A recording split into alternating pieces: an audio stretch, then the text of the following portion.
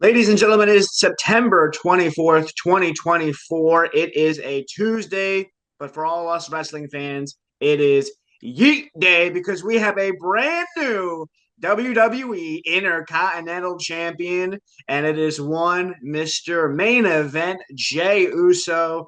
I'm Jason Marcus alongside Willie Thrill. Will, what a great monumental episode of Monday Night Raw last night. A great week of wrestling altogether. How you doing? I'm doing great. I mean, you said it. Jey Uso, new Intercontinental Champion. We'll get into it, but this is shocking. Shocking. I was definitely not expecting Jey Uso to win the Intercontinental Championship. So let's just get right into it, Jason. Yeah, I mean, I think we said it last week on the episode too. Like, we just got to stop pretending like we know for certain how they're going to book Braun Breaker because we're like he's definitely winning it and he lost it, and then we're like he's definitely keeping it and he lost it. So I don't know. I don't know. I mean, I guess they just feel like he's so over that like he doesn't need a title, or I think maybe the real story here is that this is so much more about a pro Jey Uso push than anything related to Braun Breaker.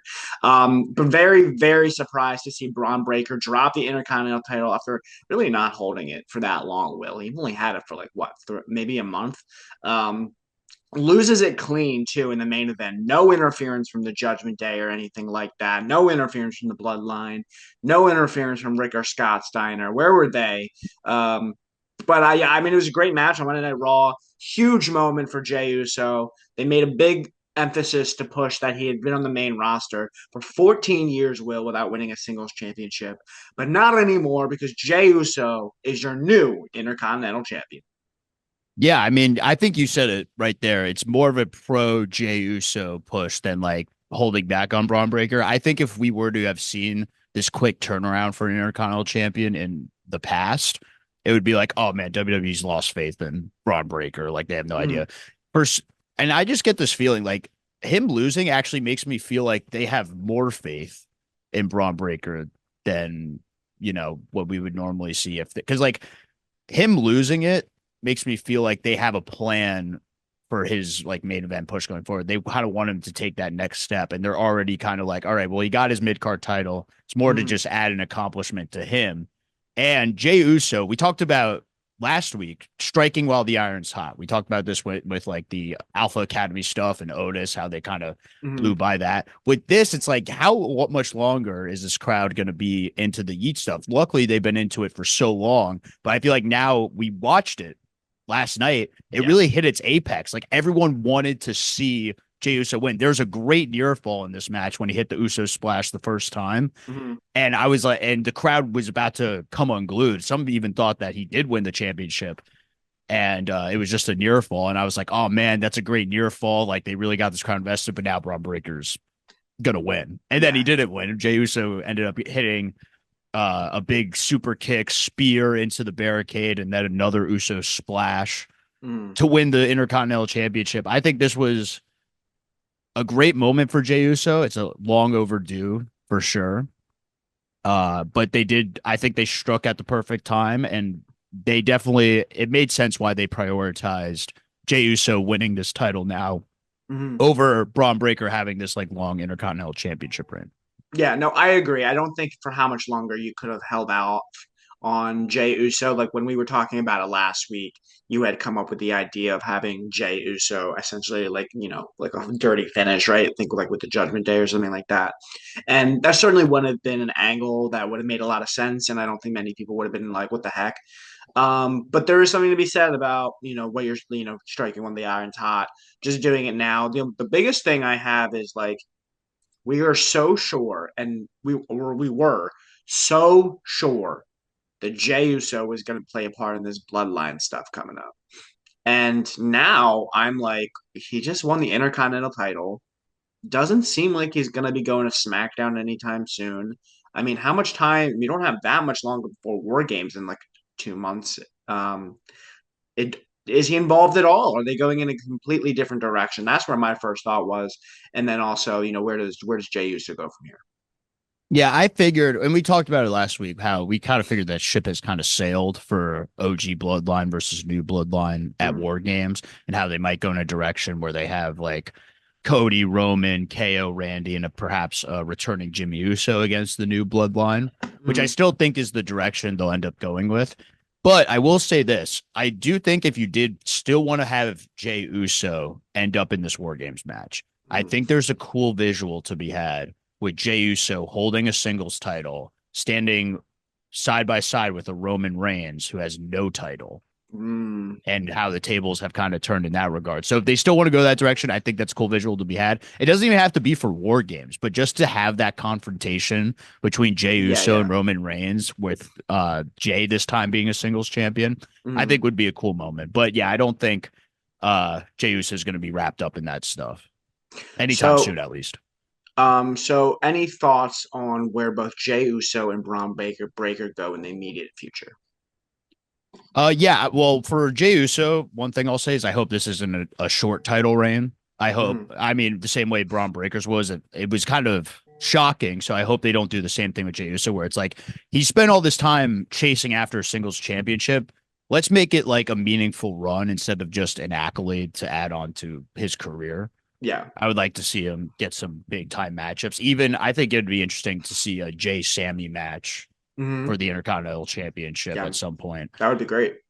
Braun Breaker is actually the more interesting person to kind of speculate on, I think, between the two, because what do you do with that main event push? Do you immediately have him go up against a Drew McIntyre, or perhaps, and it was teased on NXT actually last week I was with gonna bring it CM up. Punk, Hmm. which we'll talk about later. But yeah, I mean, I think he's ready to go. And then eventually, while he's toiling with some of these main eventers, you have him go up against Gunther for the World Heavyweight Championship. Like, I Yeah. think that's another big money match that you could have with Braun Breaker. So I'm curious to see how quickly they move into that direction, or if they have him try to gain back his Intercontinental Championship. I kind of hope he doesn't just win it back. That would be a little lame to me. But I could also see them going in the rematch direction as well. I definitely, you said that the Braun Breaker CM Punk stuff was teased this week, so I definitely think that's it, like his next big thing. As far as down the line, he's got to take on Gunther at some point because he's one of like two people to defeat Gunther in the last 2 years on WWE television. So there's a natural story in there anyway. So yeah, I mean, listen, both guys have a bright future. I'm excited to see what they both do. But first and foremost, congratulations to main event Jey Uso. Well deserved. Your new Intercontinental Champion. We have a lot to get through from this Monday Night Raw. So that was the main event. But it started off hot too. We started off with a promo from Liv Morgan and Dirty Dominic Mysterio taking their literal victory lap after beating up the Judgment Day the week before. Of course, Liv Morgan will be defending her Women's World Championship against the Eradicator Rhea Ripley at Bad Blood. But of course, in this main event or on Raw, Rhea Ripley came out. They had a verbal altercation, which led to a physical altercation, as per usual here. What are your thoughts on all this Judgment Day, Liv Morgan, Rhea Ripley stuff going on? Yeah, I mean, I'm glad I feel like this is kind of the end of the feud coming Yeah. up at Bad Blood, which I'm kind of happy about because it kind of has been holding up this women's division a little bit. I have been enjoying the story between Rhea Ripley and Liv Morgan, but it's also at the same time we have so many other women on this Raw roster that kind of feel like lower mid carders at this point because they're not involving themselves directly with the Mm-hmm. World Heavyweight Championship scene. Mm-hmm. So yeah, I'm kind of, it was a great storyline while it lasted, but I'm happy it's coming to an end. I'm glad we're getting Dom in the shark cage. I think that is the correct stipulation to end Yeah. things off with this. And yeah, looking forward to the match, but again, glad this is the end of it. Yeah, it's ran its course. Definitely, this is the big blow off match, and then I think they're gonna go in their separate directions. I do love the visual of Dom in a shark cage. I think is so funny, and it is kind of like again the WWE doing something that they never really did under the Vince McMahon era, which is listen to the audience because it's not a custody of Dominic ladder match, but it's probably the closest thing you're gonna get, in the modern era. Which I think is very funny. Also, one thing I did want to note is so one of the graphics people accidentally, I don't know if you caught this, Will, but they spoiled it accidentally at the top of the show before the whole promo segment even began. they were like, Liv is going to defend her title against Rhea at Bad Blood, and they had the Dominic in a shark cage match.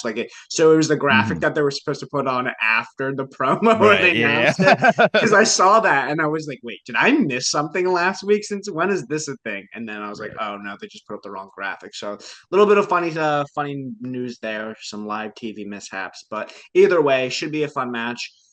Who do you? I guess we'll give our Bad Blood predictions next week, and then we'll go from there. But I'm still kind of torn too. So like even if you yeah, did ask me now, I kind of wouldn't have a direct answer. I yeah, just do hope the one thing I do hope we get is puppy dog Dom eyes, where he's just kind of like walking to the ring and he's like, kind yeah, of that deal.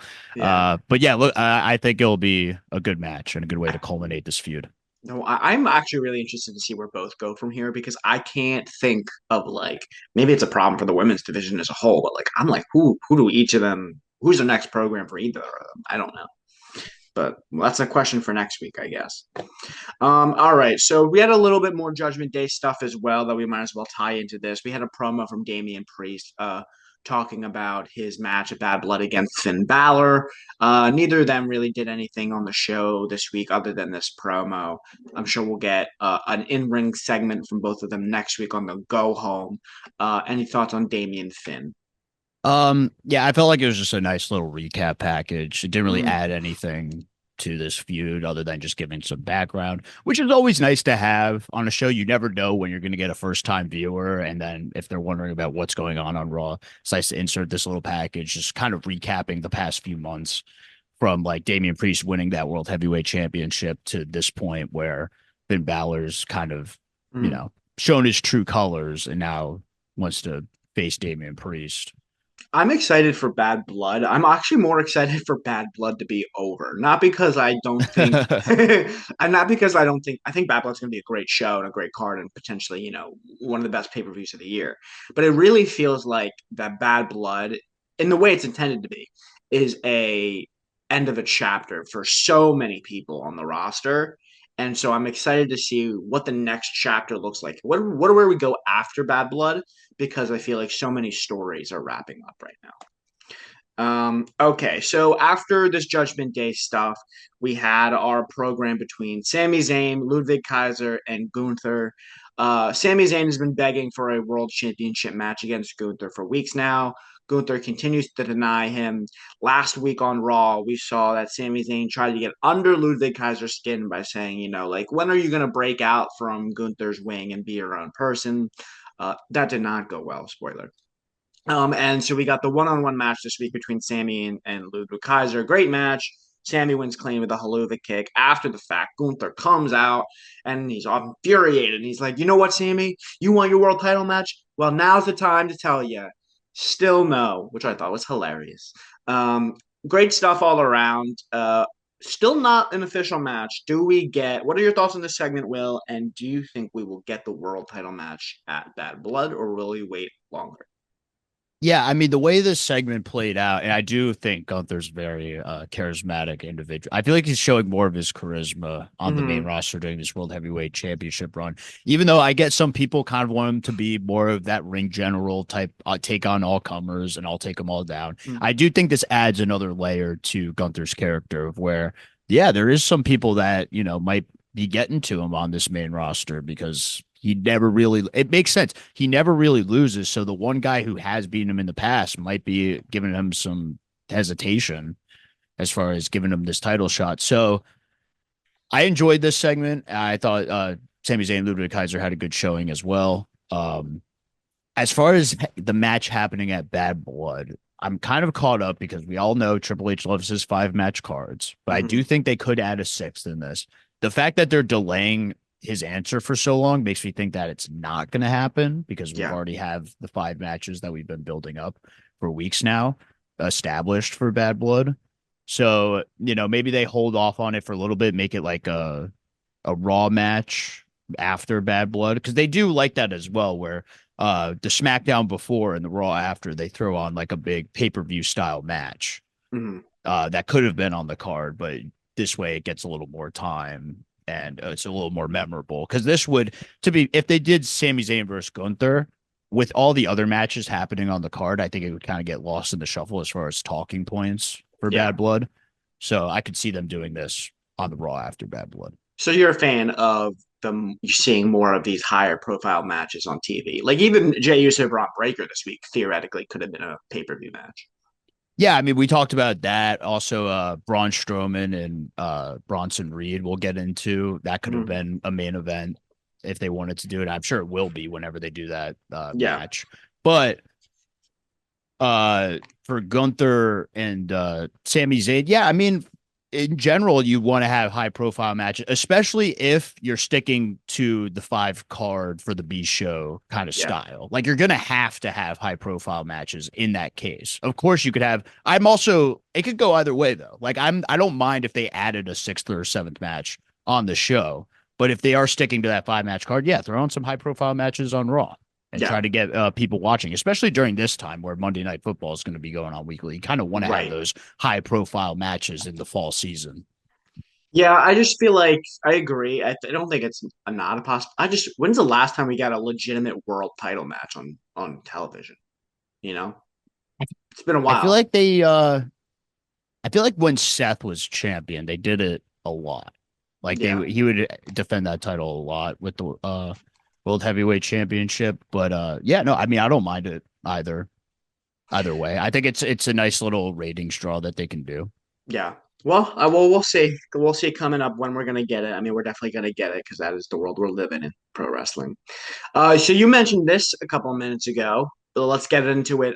We had some more Braun Breaker, or excuse me, not Braun Breaker, Bronson Reed and Braun Strowman. There's too many. There's too many There's a lot variations of of Braun bronze. on this. On Yeah. this, Braun, and Bronson. Uh, It's like Ed and Eddie. Bronson. Yeah, make that meme. All right, so we got Bronson Reed and Braun Strowman continuing their path of destruction. Um, they kicked off the show quite literally. They start Monday Night Raw with that backstage shot of the superstars walking to the arena with their sunglasses and their suits, and that was interrupted by a brawling. This feels like Peter and the Chicken from Family Guy is quite literally what this entire feud is, which I personally love. I think it's so funny. I think they need to do more of that, of just have these two like fighting each other in like the most like out of place scenarios. Like have Kathy Kelly just like interviewing the Miz backstage and just have them come out and start fighting each other. Um, but anyway, on the show, they continue to fight backstage. There was supposed to be a match between The Miz and Bronson Reed, and that never got going because Bronson Reed was too busy fighting Braun Strowman. They continue to brawl all over the arena, and basically the conclusion of this is there is no conclusion. We're gonna get the conclusion tomorrow, next week on Raw, which you presume is the main event in a last, not man, Will, last monster standing. What's gonna happen? Well, I mean, I don't see any men in this feud. I just see two monsters going at it. But That's yeah, no, right. this is what I was talking about before, where it's like this could easily main event a Monday Night Raw, and it's a high profile Mm-hmm. Raw match that, I mean, I've been loving these two go back and forth. I think it's a good way to keep that momentum going for Bronson Reed. Mm-hmm. Ultimately, in their match, I do see Bronson Reed getting the one up on Braun Strowman, and I'm curious to see where they take Bronson Reed here, because maybe that's like a guy that could be in the Intercontinental Championship picture for Jey Uso. But then you Mm-hmm. run into another scenario where it's Yeah. like, with all that momentum, do you just give him the title? But you also don't want Jey Uso to immediately lose the title at the Right. same time. So do you go that direction? Do you have him go against Braun Breaker maybe now that he doesn't have a title, and maybe try to do something there? At you cut and run into the same situation. You kind of have a lot of these pieces now on Raw where it's like you want to push them in the main event picture, but at the same time, you can't have all these guys lose because you kind of want to keep them looking strong. So I'm curious to see what happens after this program, more so than, the match itself, maybe. But I am looking forward to the match as well. I don't want to downplay that because I it's think. been fun. But I'm glad they have a guy like Braun Strowman, who we know is kind of past his point of being in that main event picture. So he could Mhm. just come in and help other guys be elevated on this roster. I think the match next week is going to be absolute carnage, which I'm so excited for. It's going to be fun. But you mentioned about where does Bronson Reed go from here? I think we're forgetting how this whole push started. When are we getting return of Seth Rollins? Do you want to talk about it? Where he was at this weekend? Did you see Oh yeah, this? I did. Getting tossed out of the stands in Indianapolis. Yeah, I didn't even think about that when I saw that he hasn't been on TV in a little bit. Yes, for those of you who don't know what we're talking about, Seth Rollins is a massive Chicago Bears fan. It was at the Bears game at Indianapolis and took a bump over the over the aisle onto the field. Yeah, I believe it was former Colt T.Y. Hilton along with the Pat McAfee show crew. Obviously, Oh, big okay. Colts fans. They set up something where he got tossed over and he was freaking out doing his whole Seth Rollins thing. I thought it was very entertaining. It But yeah, was. back to just that whole situation. I am curious to see when they bring him back because I think in that scenario, you would want Bronson Reed beating Seth Rollins. At the same time, you kind of want Rollins to return and immediately be put into that Punk feud to build Yeah. into WrestleMania. So, do they have time for Rollins to be brought back, be able to put over Bronson Reed, and then gain momentum back for the Punk feud? Or the one thing I always feared when they took out Seth Rollins or when Bronson Reed took out Seth Rollins was that Seth Rollins would just come back and beat Bronson Reed. And that would be kind of like his big win heading into that feud with Punk. I really hope they don't do that, but I could easily see that being the case where you kind of get a lot of momentum because that you do want Seth looking strong going into his matchup with Punk. Yeah. I think if I had to guess right now, I would say that Seth, when they do eventually fight each other, Seth Rollins is going to win. But then again, after the fact, maybe that's when you pull the trigger on like a Bronson Reed Intercontinental Championship run. I see. So that would be his big bounce back moment. Is like even though he lost to Seth, He will he be like comes in Jey and Uso. wins the IC title to kind of Yeah. cover up his loss. See, Like, because yeah, I'm not too convinced that this Jey Uso Intercontinental Championship run is going to be for very long. I think it may be like a token, like, okay, we gave you your moment, like, you'd earned it, whatever. But like, I don't see a Gunther style run for Jey Uso. well, I don't see that either. I'm just hoping it's not like super quick because I Bronson, well, he talk or not Bronson, Braun Breaker. Mm, God, there it is again. He yeah, only held it for less than 2 months. I'm just hoping that if he is going to have a short run, have him have like an open challenge situation where he yeah, challenges some mid carders and has some great matches that adds a little bit of prestige back to the Intercontinental Championship because I feel like hot potatoing this title is going to just, undo all the great work that Gunther did when he had his long reign. yeah. Um, I don't know. We'll see. I mean, Jey Uso will be fine regardless. But excited for the last monster standing match next week on Raw. We had a promo from Drew McIntyre also in this show. No CM Punk. Uh, just a generic, kind of forgettable promo from Drew here. Again, we said it earlier in the show already, but a lot of stories are wrapping up at Bad Blood. This is one of them that's kind of like ran its course, I feel like. I think everybody's still very excited for the Hell in a Cell match, but we're almost kind of just at like, all right, let's just get there now. It's dragged along for too long at this point. 100%. Yeah, I think this promo, it felt like it was repeating a lot of the points Punk made Mm, on last week's show, just on Drew McIntyre's side and his perspective. So I think Punk, between the two, I think Punk had the better promo. mm, But you said like people just want to see the match now. yeah, And unfortunately, we have to wait another week. Maybe they'll do something hot to kind of reheat this feud going into Hell in a Cell next week. Hopefully, both of them are in the ring doing some mm, sort of promo back and forth because I think that's where both of these men have thrived is in their face to face segments. yeah. I don't think that it has gone well when it's like one person in the building and one person not there. It's not the same energy. Right. So hopefully we get that next week and that'll kind of get people excited again for this matchup on October 5th. Yeah. CM Punk, like we said, not there on Monday Night Raw, but he was on WWE television this week.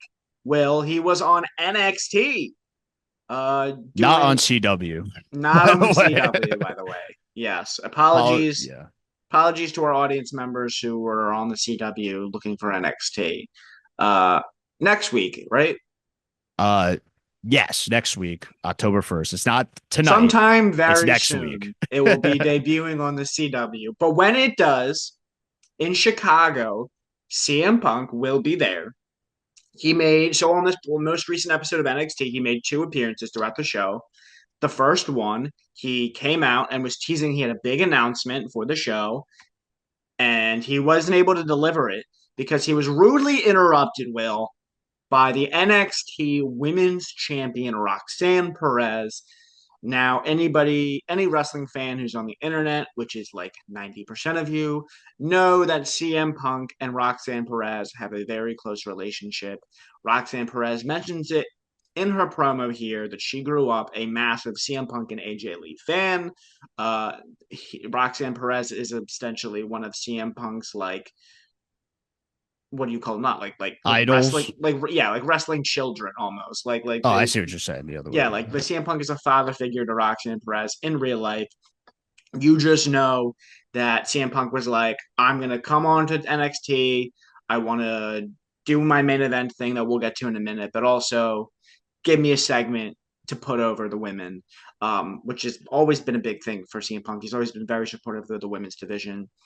So he was kind of playing a part to build to this Roxanne Perez Julia match that we're gonna be getting soon, which was kind of second fiddle. It was okay, but the real story here at the end of the night was that in the main event contract signing, CM Punk announced that he is going to be the special guest referee for the Trick Williams Ethan Page NXT Championship match, in a couple weeks or next week. So what are your thoughts on CM Punk's involvement on NXT? I'll address both segments. I did kind of expect, even though I got the CW thing wrong, which, that started me. And I was like, it's so funny because I was scrolling through my cable being like, wait, it's not listed on CW. Like, what's going on? So then I just went through all the channels. I'm like, oh, it's still on USA. Oh, they're still in the Performance Center. I just figured if Punk was going to appear on NXT, he wouldn't go in the Performance Center. So it was cool to see him on NXT in that environment. And he talked about how during his rehab, how he would try to sneak in the buildings. And then the crowd was like, we saw you. You didn't fool us, Punk. I mean, it'd kind of be hard to miss if you're in that small building and you see a guy, tatted up with a hoodie on. He's a pretty recognizable person. Right. And but I did, even though I got that all wrong, I did expect Roxanne Perez to confront CM Punk. And I did think it would I still think they're kind of building something. Like she mentioned the AJ Lee stuff. And I'm surprised we didn't get her as the special guest referee for that matchup. But I still think I'm still holding out hope, especially because they're going to be in Chicago and Punk's going to be there. I think something's brewing. I don't think they would bring up the wife stuff for no reason, especially directly to CM Punk.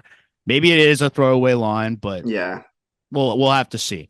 But it was fun. Like CM Punk had some great lines. Like I had a chip on my shoulder once. It was the size of you. I thought that was great. And CM Punk really was the father figure of the segment, holding back Roxanne Perez. From like hitting Julia over the head with the title.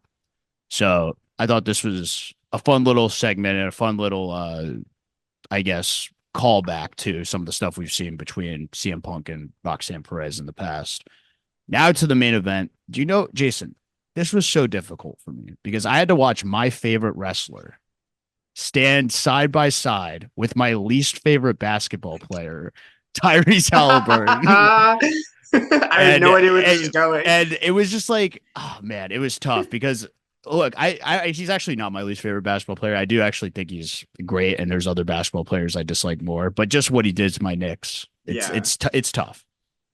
But we weren't fully healthy. That's a different conversation. I'm not going to get into. You're going to get me fired up, Jason. Different Relax, podcast. Okay? Yeah. I didn't say anything. I'm getting hot over here. All right. All right. So, but I did actually think it was funny when he was like, they were booing Tyrese Halliburton, and he was like, I'd boo too if I were a Magic fan. I thought that was a good little jab. Ethan Page comes out here and says he's like the Boston Celtics. So there you go. Just more teams I hate to be thrown into the fold. And he was wearing the green, though. So I did kind of like that added touch. But yeah, ultimately, to tie this all together, CM Punk, the special guest referee, Yeah, I'm curious to see where this goes. I wonder if they're going to tease stuff between either CM Punk and Ethan Page or CM Punk and Trick Williams, not for the immediate future, but just to be like, okay, if there is a chance down the line that either of these two get called up, wouldn't it be a great first feud to elevate them to the main event scene by Mm-hmm. having them go up against CM Punk? And you could call back to this moment in NXT where he Yeah. was the special guest referee. And I'm curious they didn't bring they'll probably bring this up at some point, but like CM Punk, he has recent history of having a special guest referee match. I wonder if he's gonna, kind of if they're gonna bring that up, if he's gonna kind of play Yeah. off of that scenario, if there's gonna be some sort of callbacks to that match that happened at SummerSlam. Overall, very excited for the CW debut October 1st. They actually announced something for the following week's show that had me raise an eyebrow. Yes. That show it being in St. Louis, Missouri, which is the Mm-hmm. hometown of my guy right here, Yeah, you just Randy happen to be Orton. wearing the shirt. Just happened to be wearing the shirt, and he's going up against Javon Evans, which I think is going to be a banger of a match. Like, I think Javon Evans is like the perfect opponent for Randy Orton in 2024, where Javon Evans could be flying around doing all this crazy stuff, and Randy Orton, boom, just catches him with an RKO out of I nowhere. I'm I'm so curious. Yeah, I'm looking forward to seeing that, whatever RKO is pulled out in this match. I am so glad that you brought that up because you just know that this entire match was like, hmm, who can I hit a really cool RKO on these? Because that's the entire Randy Orton gimmick in 2024 is like we know he's a great wrestler. Where are we getting an RKO out of nowhere? So yes. Also, like you cannot understate how massive of a spot this is for Javon Evans to be going up against literally one of the greatest of all. Could you imagine being 20 years old? You've wrestled maybe like less than 50 matches in your career. And on the huge show, it's a network debut, you're going up against somebody that you've idolized for literally 10 years and Randy Orton. Like, what? He's got to be so nervous, right? I mean, I'm just really happy for him, honestly, that he's Yeah. getting this moment. I was just doing a bit of research here. He was born in April of 2004. Randy Oh Orton won my his God. first world title in August 2004. That's wild. So just to show you the difference there, I think it just shows you how far Randy Orton has come in his career and how like young and promising Javon Evans is. The fact that he's already put in this position at such a young age to go up against one of the top WWE stars, not only of now but of all time, Yes. in Randy Orton. I'm really happy for him, and I hope this is another way to kind of elevate him towards that NXT title picture. Perhaps even if they like him that much, get him to the main roster sooner than later. I mean, he's 20 years old, so I could see Yeah. him toiling around in NXT for a little bit. But if you want, I wouldn't mind if he just had like sporadic main roster appearances just to kind of showcase the guy and kind of have some early matches to call back on for when he does make his official debut somewhere down the line. I definitely see him being as somebody who maybe gets the occasional dark match on the main roster, but he's so young. And for that alone, I think he's got a slow burn. There's no rush to bring him up. Right. Real quick, before we move on about the CM Punk stuff, I don't think that his involvement as a special guest referee has any creative ties to it whatsoever. I don't think there's any plans for him to work with either guy. If it happens, it happens. I truly think this is CM Punk loving NXT, it being in Chicago, and it happens to be the debut on a new network and they want to pop a rating and make a big show. And it just seems like a perfect storm for it to happen. I don't expect there to be really any funny business in the main event aside from Ethan Page as the heel getting into CM Punk's face. But I don't expect CM Punk to be on NXT television anytime soon after this. Do you agree? No, I agree. What my point more so about Mm, this evolving creative in the future is that if it were to line up mm, that these two later on and CM Punk is still, mm. maybe he has an opening for a match and these two are on the main roster. It's just something nice that they could call back on in the future. Not that they have plans in mind. Like they're not thinking 2 years ahead from now being like, okay, well, we're definitely going to do CM Punk versus Trick Williams. But Mm, if in 2 years CM Punk's still on the main roster and he mm. needs a feud, you can go back to this match and be like, oh, well, it's kind of interesting that he was the special guest referee at this point in time. and use it as like a nice little callback. So I think it's good.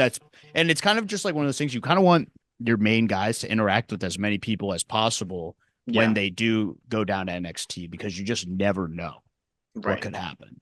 Right. One more thing. Let's backtrack a little bit here because we got off on a little bit of a tangent with the NXT stuff.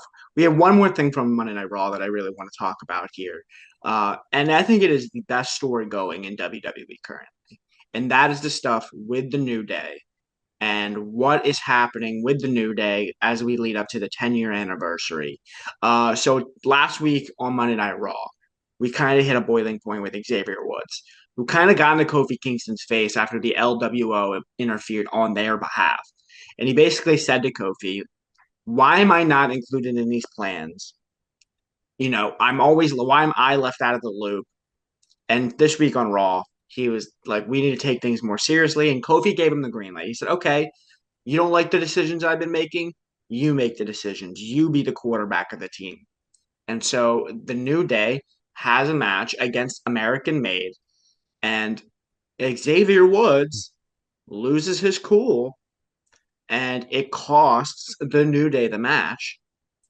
After the fact, Xavier Woods blows up on Rey Mysterio of the LWO and essentially says, you don't have to, he's getting insecure. Like, you don't have time for me because you're a world champion. What? I've never won a singles title, so I'm not worth your time. So there's a lot of dissension happening now between Kofi and Xavier. And the gear stuff with Xavier Woods having the black gear and Kofi Kingston still having the old New Day stuff is just such good storytelling. Both the acting performances have been great. I don't know where it goes from here, which I'm excited for, but I'm enjoying the ride, Will. Well, yeah, so during that segment that you mentioned, they did announce that Rey Mysterio will be taking on Xavier Woods. And I guess the curious thing is whether or not you have Xavier Woods beat Rey Mysterio and kind of maybe prove that he can do it on his own, or do you have Rey beat Xavier Woods, which would also tell a great story of just Xavier Woods kind of descending into this madness, and maybe that's when it finally explodes, like, I'm tired of this, I had enough, and they can go from there. I think my main now that we have seen Xavier Woods kind of descend into madness, I just want to see how they kind of from this point on bring it back to him being cool with Kofi, teaming together, and then winning the tag titles on the 10-year anniversary. Or do they celebrate the 10-year anniversary, or Xavier Woods more specifically celebrates the 10-year anniversary by going after some sort of singles gold? Now, I don't think it's going to be the Intercontinental Championship or the World Heavyweight Championship. Yeah. Does he demand a trade to SmackDown to go away from Kofi Kingston and try to go after the U.S. title? That could be an interesting little storyline there. Yeah. But I think ultimately there's got to be some catalyst that brings them back together. And we've speculated on this for weeks. Ultimately, probably going to be Big E somehow involving himself. Yeah, I mean, I don't think you can have a 10-year anniversary celebration without Big E. So he's got to be there. I don't really subscribe to the theory of him going to SmackDown because I just don't think you can separate them. There's too much going on. And for what it's worth, the New Day came together in the first place because none of them as singles competitors, maybe aside from Big E, but Kofi and Xavier as singles competitors really got lost in the shuffle. And I think that would happen again. So I don't see that happening. I do see them reconciling with the help of Big E and winning the tag titles on the anniversary. But until we get there, I'm invested in the story.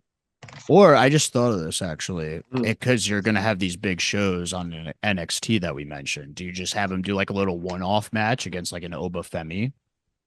And try to like, be like, now I'm going after singles gold. He obviously would lose that match, and then that might frustrate him and bring him back to like, okay, maybe I should be involved with the tag team. Maybe I should try to right the wrongs that I've had with Kofi over the past few weeks. Yeah. Just, I'm throwing out different scenarios out there. No, for sure. I think this storyline deserves that kind of speculation of like, it really can go in tons of directions, and I'm here for all of them. Yeah. So that's a lot of credit to the storyline because, I mean, we mentioned it before. New Day hasn't had this like layered storylines, and I can't even remember how long. Like ever since Big E kind of got hurt, it felt like they haven't had those like really deep storylines where we've kind of been able to dissect the characters of the New Day. And so I'm really happy that they're kind of getting this moment to shine here on Monday Night Raw.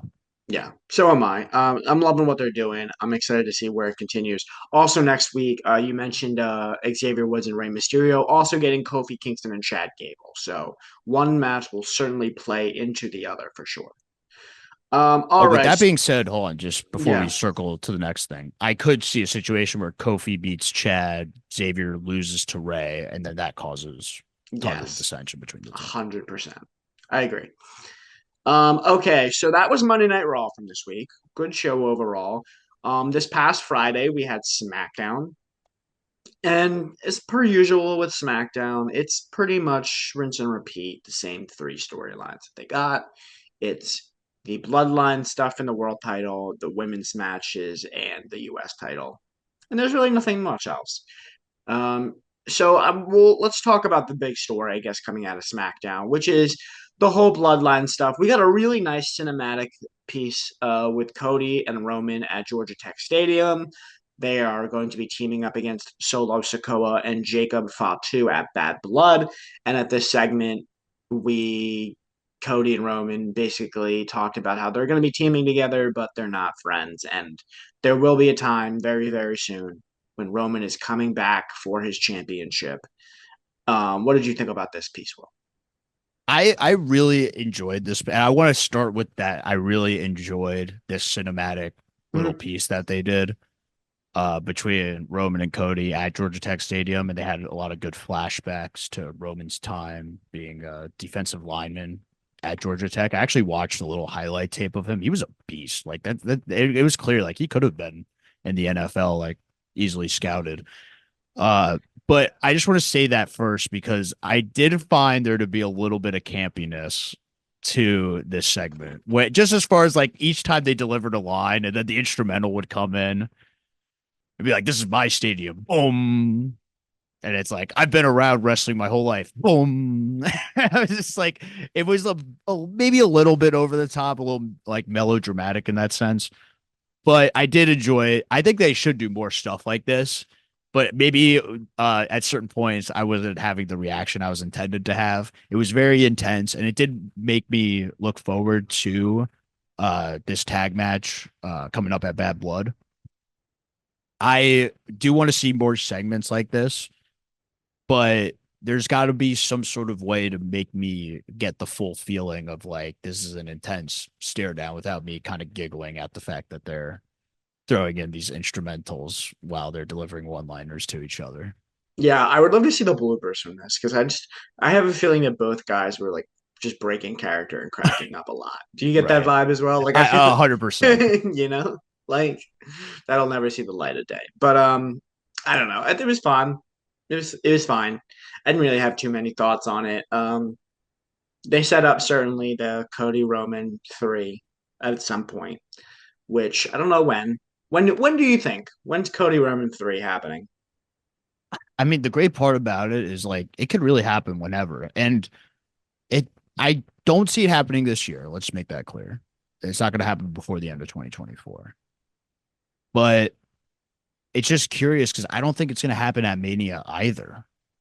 I think they're going to go in the direction of Cody Rock Yeah. versus instead of Cody Roman 3. But if you're going to have these big shows next year and you want to kind of build up, like SummerSlam's going to be 2 nights. You kind of have this big setup with Netflix. Is that where you kind of execute this Cody Roman 3 thing? I could easily see Cody Roman 3 happening at SummerSlam next year if they're going to make it 2 nights and kind of try to equate it to a WrestleMania style show. Yeah. I have a top rope take. Maybe not top rope, maybe middle rope, maybe springboard take. Um Cody Roman at the Royal Rumble.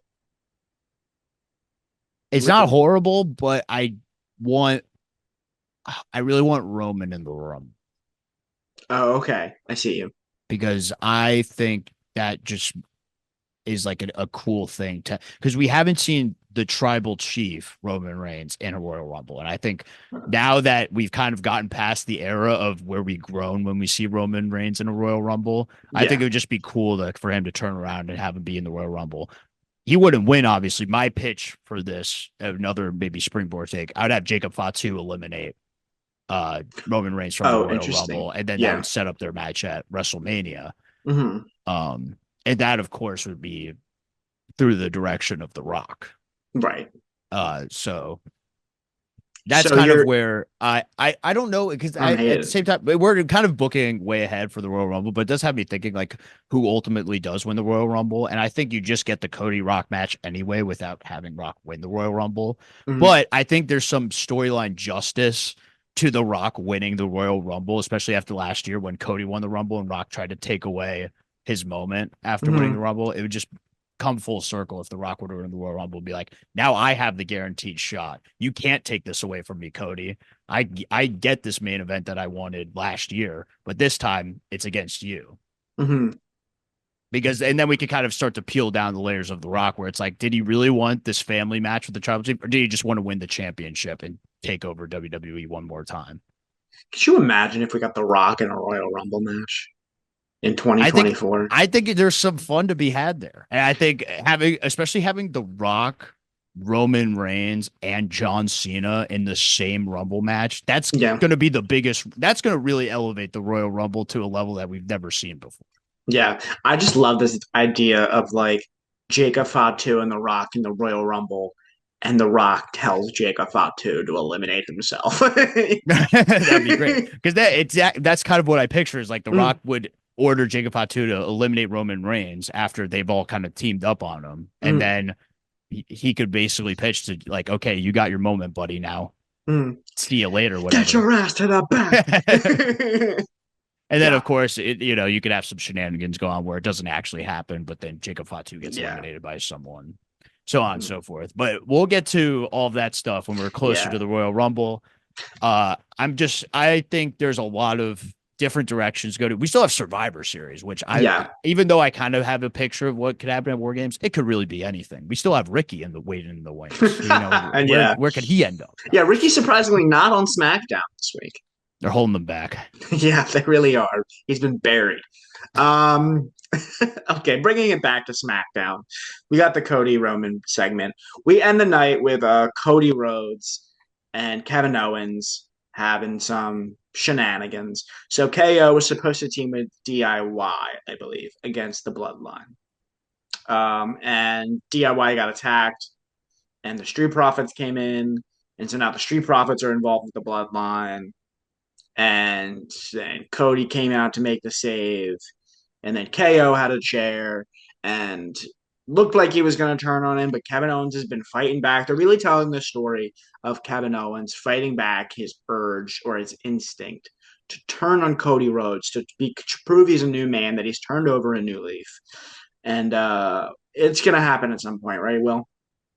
You got to think they're not, just throwing this stuff out there willy nilly, perhaps to Oh, no, I thought it try was to really vanilla. really vanilla. Just to make the correction at the really vanilla on Twitter. Go give it a follow. Mhm. But I mean, they're probably gonna do it at some point. I guess I'm just curious to when, because I think they're gonna be teaming up in War Games in some way, shape, or form. But it will add to that tension that they've been building, and I think we'll see it after Survivor Series when Cody kind of needs a challenger between Survivor Series and the Royal Rumble. Maybe perhaps that is the Royal Rumble match, Yeah. Cody and Kevin Owens. So we'll see where that all goes, but I think it's going to be a slow burn as it's been for the past month or two with this Mhm. Kevin Owens turn on Cody Rhodes. Anything else from this whole bloodline KO stuff? Um, yeah, the more the weeks go by, the more I just think that it's not going to be OG Bloodline versus New Bloodline. I think we're going Yeah. to get the main eventers of SmackDown taking on the New Bloodline. Yeah. But to throw a little wrench in there, I did hear a report that Hikuleo was Yes. internally put on the NXT roster. Yes. So that makes me kind of raise an eyebrow there, as far as, are they just saying that to kind of swerve people into thinking No. he's going to debut, or is he truly going to be start on NXT and then be called up later down? Yeah, I think he's starting on NXT, and I think that gives us a little more clarity too as to what War Games is going to look like. Because then I really do think it's Jacob Fatu, Solo, and the Tongans. So it's 4-on-4, right?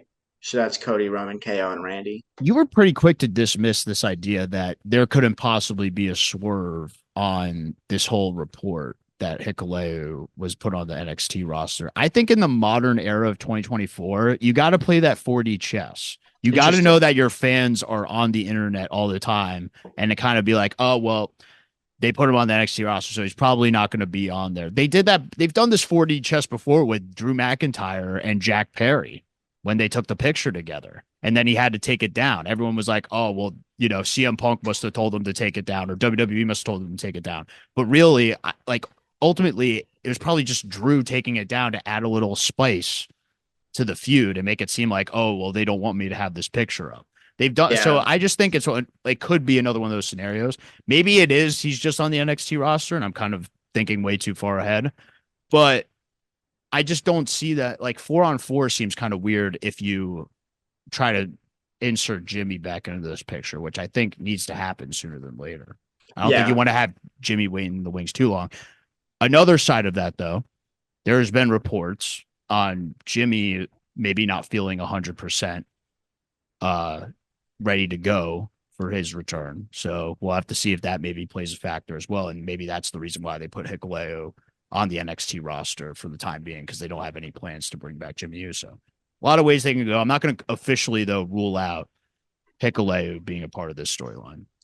I'm gonna rule it out. I hear what you're saying, but I don't know. It feels I don't think Sportskeeda is in on the gimmick of. No, they're not. But that's my point. Is like what. Of course, like if they wanted to have Hikuleo debut on the main roster, they're not going to be like, okay, Hikuleo's imminent to debut on the main roster. Sportskeeda. That's what happened with Jacob Fatu. What? That's what happened with Jacob Fatu. We heard for weeks Jacob Fatu imminent to make his WWE debut soon. Yeah, but then they didn't give like a specific date or time, and that was like months of just like, oh, he's going to debut soon. Like everyone, like it was months of them being like, Jacob Fatu's imminent. Mm-hmm. So I mean, they could pull a thing, but you might be right. Maybe it's just me thinking too far in advance. But I think WWE needs to start thinking like this, because if everything's going to leak like this, then it's not going to be fun for fans if we just know like, oh, this guy's debuting soon because we've read reports for the past few months. Yeah, that's fair. Some other things on this show: we had LA Knight defeat Andrade to retain his United States Championship. After the fact, LA Knight kind of like went for the handshake and kind of like shrugged him off. So a little bit of heelish behavior from LA Knight. I always thought it was a little odd that Andrade is also still in the middle of this like best of 7 series with Carmelo, but they just threw in this match against LA Knight. Feel like that would have been best saved for if he wins the series. I don't know. And then we also had a tag women's match between Bayley and Naomi versus the team of Nia Jax and Tiffany Stratton. If Bayley and Naomi won, whoever got the pinfall would challenge Nia Jax to Bad Blood for the women's title. And if Nia Jax and Tiffany had won, the baby faces would have to leave SmackDown. And as it ended, we had a double pin. The baby faces got the win. Really, Naomi got the win, let's be very clear. But Bayley, it was like this weird, like Naomi had like a jackknife cover on Nia, and then also Bayley had like a crucifix pin. Either way, both of them, there was confusion on who won. We still don't have an answer. We'll have an answer for you next week, but it's looking like we're getting a triple threat at Bad Blood. Any thoughts on either of these two things? So for the LA Knight and Andrade thing, the only thing I'll say is that handshake thing was so relatable, because multiple times over the weekend I had a situation where I was going in for a handshake or going in for a fist bump. There's a miscommunication sometimes. So, it happens. It happens. Yeah, we'll see if they could get that handshake down. Did you stand your ground though? And did you like, if you went in for the fist bump, did you stand your ground and be like, no, you're gonna meet my fist, or did you? Because there's only one thing more awkward when you go for the fist bump and they go for the handshake, and then it's when you both switch it because you're trying to accommodate the other person, and then you go for the handshake and then they go for the fist bump, and you're like, what are we doing here? So hopefully that. Yeah, there was it panned out both ways, where sometimes I'd hold my ground and sometimes. My favorite one was when I went to do a fist bump with someone, and then instead of I opened punched him in the face. I opened mine up. He closed his fist, but then he started to go like the whoa, and then we did the handshake. So I thought that was like probably the best way to take out the awkwardness of the handshake. Um, kind of do like a little mega power situation. But Oh, oh yeah. yeah, I mean, there you go. That's a handshake psychology for all of you people. That's what you As came for. as far as the Nia Jax Bailey Naomi stuff, I mean, the one thing you forgot to mention was the fact that Naomi's feet were underneath the ropes when this pin happened, which I do think was unintentional, but it was so obvious that they do kind of have to play into that. Mhm. Uh, and I feel like next week when they're building up this match, like uh, I believe you said Naomi was the legal woman, I guess, for the pin, but at the same time, she had her foot on the ropes, so maybe there could be a back and forth there. Yeah, I didn't really fully get a chance to it was go into sloppy. If this you match. couldn't, It was a yeah. little yeah, it was a little Shady Jones. I hope they kind of clear stuff up and figure out this situation. But yeah, I think it's gonna be a triple threat. Plain and The simple. the only other note from this entire program I want to mention is there was a segment backstage with Naya and Tiffany. I almost called her Niffany, um, where Naya said if Bailey Naomi beat us, she says this to Tiffany. She says, then you might as well leave SmackDown, which I thought was interesting because they're already kind of teasing a dissension between Naya and Tiffany, which I think is a little quick. I thought they would be besties longer, but what do I know? Yeah, I could see it playing into the triple threat match if that is the Mm, case, where seemingly Bailey or Naomi has the match won. Tiffany mm, slides in and mm. tries to cash in, but then Nia like gets up and is like, "What are you doing? Like, Yeah. I clearly had this." And Tiffany's gonna be like, "Well, no, like they were gonna Mm-hmm. beat you." That could play into more dissension, or maybe she just straight up cashes in. We'll talk about it Maybe. more next week for our bad blood predictions. Certainly. All right. That is everything from WWE this week. Any final thoughts, Will, before we go into our AEW portion of the program? No, I mean, again, looking forward to that CW debut next week. We'll have to see. Oh, Mm. and then one more thing. We did get a tease on Raw. We didn't mention this. PFR or PRF, little logo popped up, clearly teasing Lucha Brothers coming to WWE. Oh, I missed that. Yeah, they had What's like a nice little PRF? logo. They Puerto just had this Rican? logo that said like P. It had like a P and F and R. That it was, I forgot what the line was, but it was Hmm. very in Lucha Bro style. And then that obviously means Penta Ray Phoenix, I imagine. So Interesting. You're people, observant. yeah, people were pretty excited about that. I'm curious since they teased it this week if that means they're going to debut next week and the coming weeks. It seemed like it was just a very nice little teaser, so we Yeah. probably won't get a result of that for a little while. I think it'll be a slow burn. All right. Speaking of the Lucha Brothers, no longer in AEW, but you know who is in AEW, Will? A lot of Will people. They have a Ospreay and big Ricochet. roster. Oh, okay. Yeah. A lot of people. Specifically, though, I want to talk about Will Ospreay and Ricochet. One of the last things we talked about with AEW was Will Ospreay telling Ricochet that he needs to get his he needs to get your wins up, bruv, before he can Never challenge. do that again. Okay, for the AEW International Championship, and Ricochet has taken that to heart. Will, and he's gotten on quite the win streak. He beat the Beast Mordos this week on Dynamite. Which is another topic that I have thoughts on. Stop pushing modern day Mantor. Okay, I don't care how good he is. Oh, boo, I'm boo. not Bad a fan. take, bad take, bad top rope take. You just Any, fell off the top rope there. that's right. High risk, high reward. Anyway, Ricochet beats the Beast Mortos. Afterwards, Ricochet cuts what I thought was the best promo of his career on Will Ospreay, kind of being like, well, everyone's stepping up to you because they're afraid of you. They're not afraid of you, but no one's calling me out because they know I'm the best, or something along those lines. Basically, we are getting Will Ospreay Ricochet on the 5-year anniversary of AEW Dynamite in 2 weeks' time. Well, a week from the day, but this in 2 episodes' time.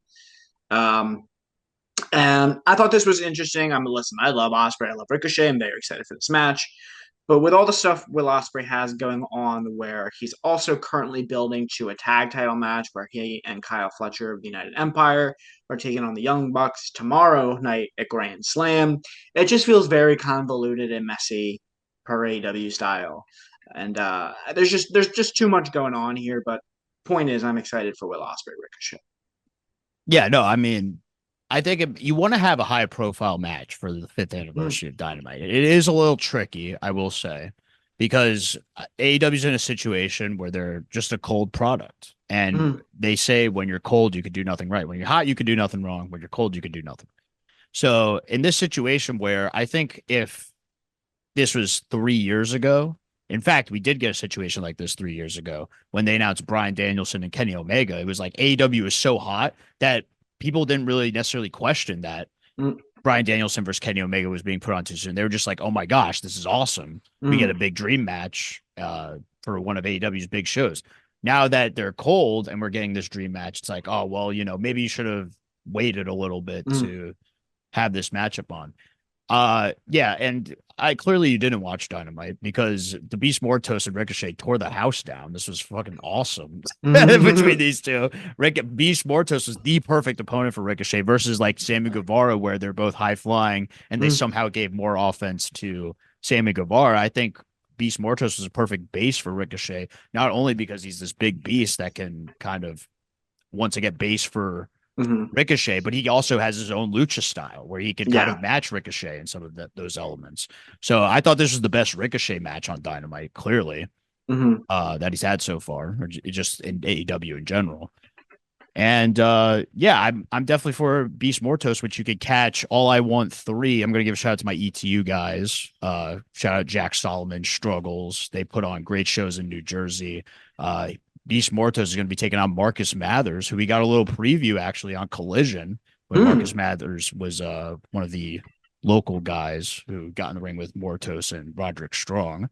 Oh, But Marcus Mathers, one of the big up and comers on the independent scene. I'm looking forward to his matchup with the Beast Mortos on Thursday. not to be confused with Slim Shady Marshall Mathers. Yeah, that was a really good one, Jason. And as far as the Will Ospreay Ricochet stuff, I'm excited for it. And Young Bucks, I think it's fun to see the Young Bucks in the ring with Will Ospreay. Yeah. Uh, so I think they'll tear the house down on Grand Slam as Oh, it's gonna well. be But incredible. I see Don Callis getting involved somehow, which will Hmm. lead to the dissension of the Don Callis family, which we kind of need because it was clear on this show when they kind of picked up the win and the United Empire's music played. And it was like, well, United Empire got a win. And Don Callis was like, well, this is also the Don Callis family. Right. So clearly something's going on there. And then we could have Will Ospreay kind of move away from that Don Callis stuff. Cause I think it's the one thing that's still kind of holding him back here in AEW. No, I agree. There needs to be some clarification about where they all stand. Clearly, Will and Kyle are baby faces. Don Callis still not.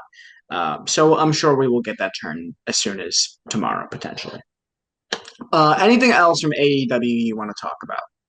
Yeah, I'll just mention the Blackpool Combat Club stuff. I Mm, kind of picked up off that.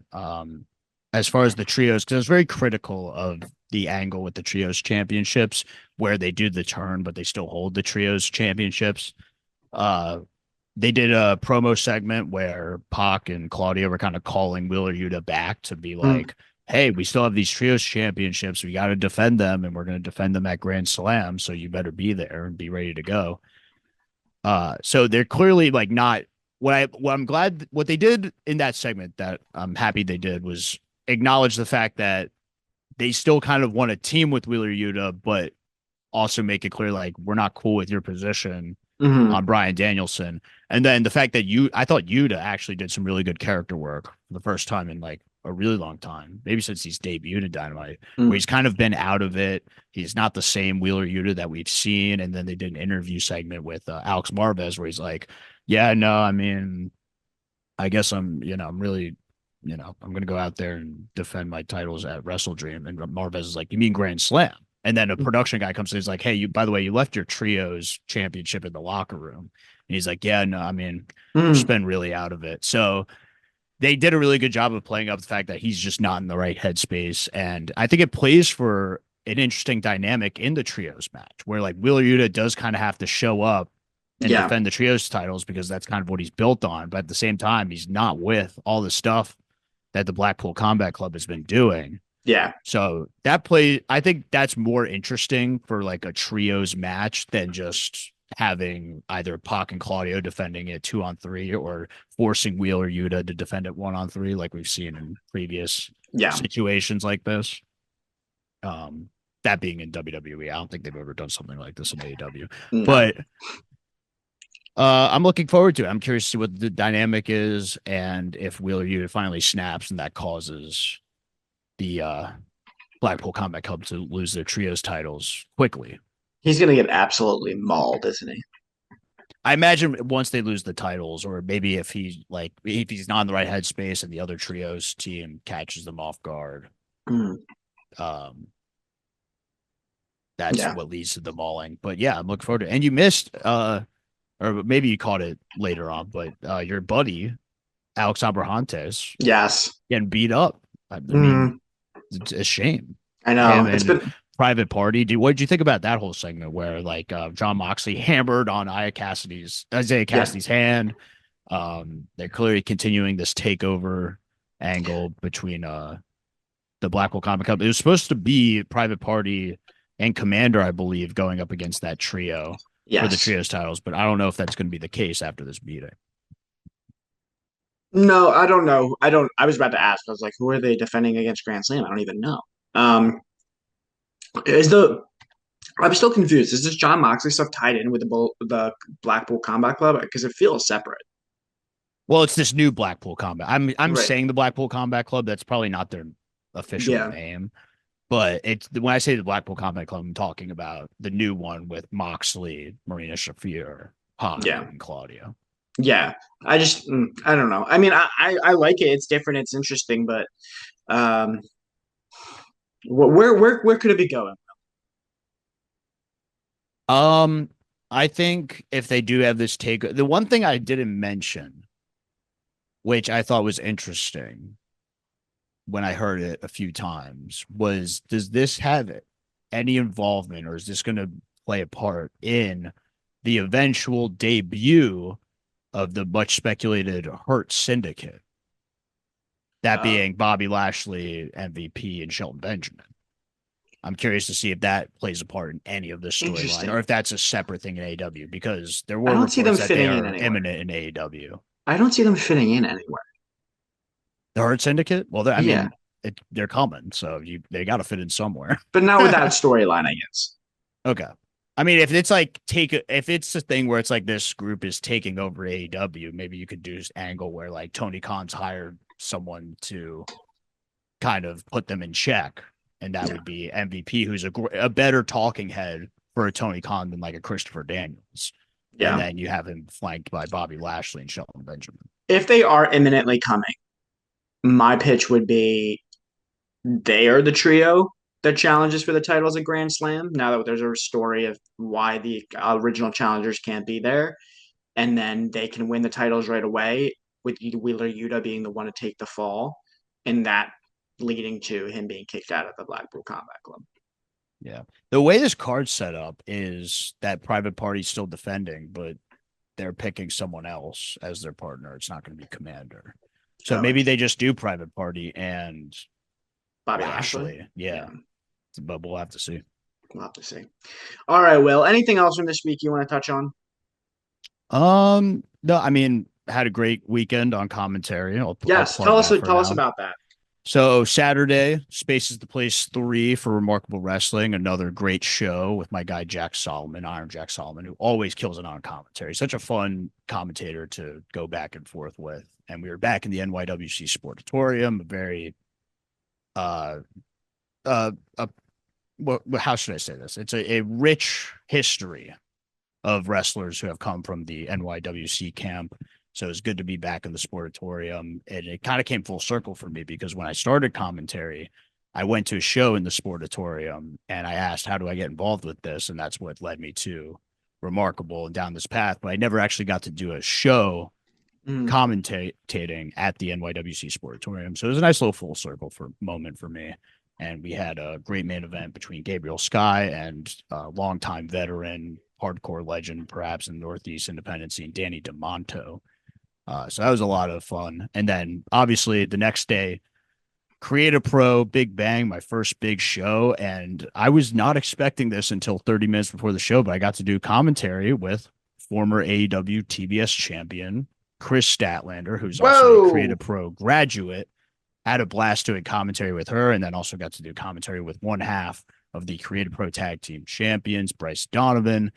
Both very fun. It was just an absolute blast this weekend doing both shows and calling the action. Well, you are well on your way, sir. You have the proverbial rocket strapped to you. I'm so excited for your future, happy for your success. Soak it all in, man, because you are a hell of a talent, and these opportunities are all based on your own hard work. So I Yeah. hope you recognize the awesome journey you're on. Yeah, I mean, it's been a blast. And you know what? You got to watch out, everyone, because Jason Marcus will be on his way soon, I'm sure, Oh, maybe. doing stuff. So, We'll you know, see. I hope sooner than later you guys will get to hear Jason Marcus on the call some You way, never know. in some form You might just be. on the independent wrestling scene. Well, congratulations again, Will, because that is a massive accomplishment, and you should be very proud. Thank you. Real quick before we wrap up, I do just want to plug once again, if you haven't checked out my interview with Patrick Price, speaking of independent pro wrestling, he's an AEW producer and editor. He also works for New Japan Pro Wrestling. He ran one of the top indies promotions in the country for several years. Will, are you trying to say something? No. Oh, I'm just okay. trying, I was pointing this way because I'm pointing to you, but then I realized when I edit the shows, Oh, I'm gotcha. I pointing thought you this were giving me way. sign language. But anyway, that interview is up now, so check that out. And yeah, we will see you guys next week for Bad Blood predictions and recapping Grand Slam. So it should be a fun one next time. All Peace. right. Take care, everybody. See you.